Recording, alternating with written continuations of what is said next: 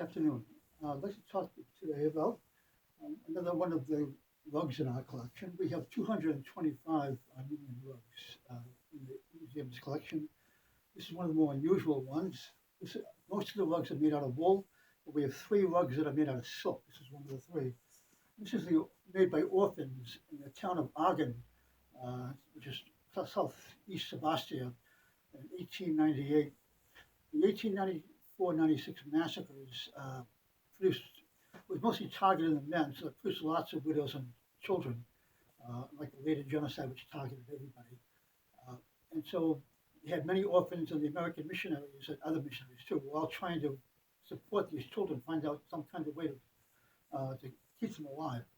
And so they set up the orphanages, and they're very expensive, so they're trying to figure out industries to help market in order to sell objects in order to support the orphans. And one of the things was rugs, and they began teaching the girls how to make rugs as a marketing device. This is a piece that was made, as I mentioned, in Agin, and here it says the same thing in Armenian.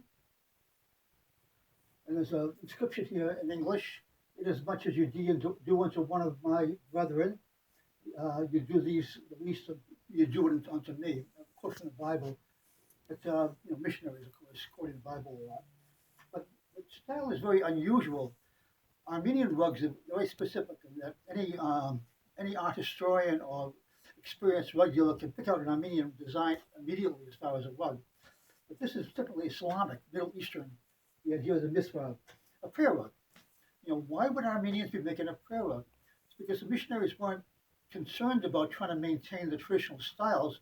What they were concerned about is making stuff that will sell, to sell to the West, because if you don't sell, the children will starve. And so the orphan rugs, both the 1898 massacre, after the 1896 massacres, and also the rugs after 1915 from Near East Relief, those rugs are not typically Armenian style, but they're designed for as a market, just a design that the missionaries think will sell. And so this one, Armenians did make mithra rugs like this, but it was a Christian rug or a Jewish rug.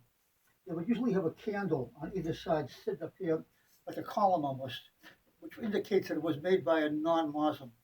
This one is very fine work, as I mentioned, out of silk, and very, very detailed design on here. So it's a pattern, very skilled work by the children. And the rug came to us by an odd story.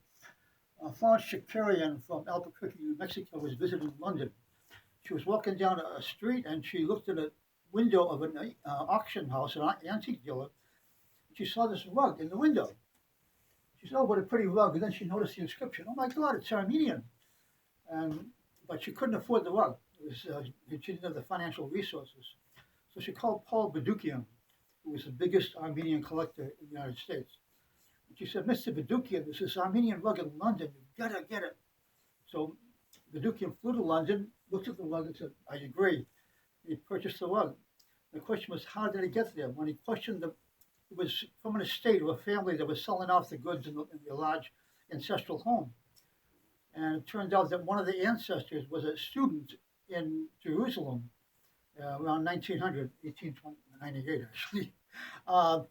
And he was heard about the massacres, and when he heard that the orphans were making rugs, he decided to support them by having a rug ordered for himself. So he had this rug ordered with the design and the inscription and all that for him. And he had this in Jerusalem, and then when he finally returned to England, he brought it back with him and it was brought to the family estate.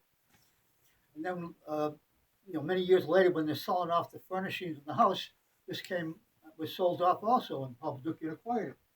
And Badukian gave it to the museum to make sure that it stays in Armenian hands. And it's a very unique object. We're very fortunate to have this piece here, as being so identifiable with a specific year and a specific orphanage.